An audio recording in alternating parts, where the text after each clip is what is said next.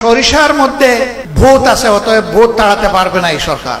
ধন্যবাদ জানাই তাদের দলীয় একজন সিনিয়র নেতা কালকে বলেছেন যে আমরা হতাশ, 5 মাসের এই সরকারের সময় দুর্নীতি বন্ধ করা যায়নি, বরঞ্চ দুর্নীতি বৃদ্ধি পেয়েছে। তিনি বলেছেন, এটা আমার কথা না। তার বাসায় সবাই দুর্নীতিতে লিপ্ত, একজন ছাড়া, তিনি তারেক রহমান সাহেব।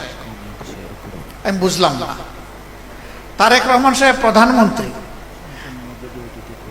তিনি চান না, অথচ দুর্নীতি সবাই করে, এটা কিভাবে হলো? আমরা দেখি তার ইশারায় সবকিছু চলে, তাহলে তার ইশারায় এটা বন্ধ হয় না কেন?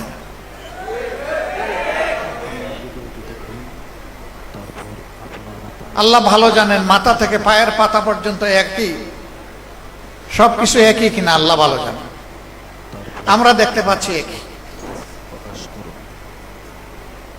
ব্যর্থতার দায় যখন স্বীকার করলেন, তখন কি এই সরকারের আর ক্ষমতায় থাকার কোনো নৈতিকতা থাকে?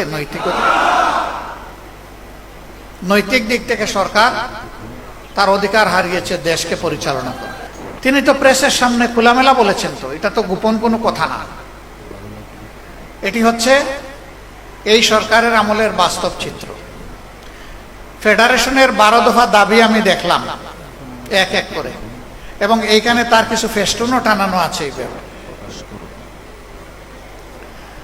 দাবিগুলা করতে হবে কেন? এটাই তো হওয়া উচিত সমাজে। করতে হচ্ছে এই কারণে যে সমাজে ন্যায্য অধিকারটা প্রতিষ্ঠিত হয়তো নাই, বরঞ্চ অধিকার নিয়ে কাড়াকাড়ি হচ্ছে। চাঁদাবাজদের হাতে যেখানে সেখানে পরিবহন শ্রমিকরা তারা নাজেহাল হচ্ছেন। চাঁদা দিতে অস্বীকার করলেই তাদের উপর বিপদ নেমে আসছে, তাদেরকে মারধর করা হচ্ছে, আহত করা হচ্ছে, গাড়ি ভেঙে দেওয়া হচ্ছে। কারা করছে? সরকারি দলের লোকেরা করছে, এটা পরিষ্কার। আমরা আপনাদের দাবির সাথে সম্পূর্ণ একমত, এবং আমরা পরিষ্কারভাবে বলতে চাই, এই বাংলাদেশ থেকে ইনশাআল্লাহ ভূত তাড়ানো হবে।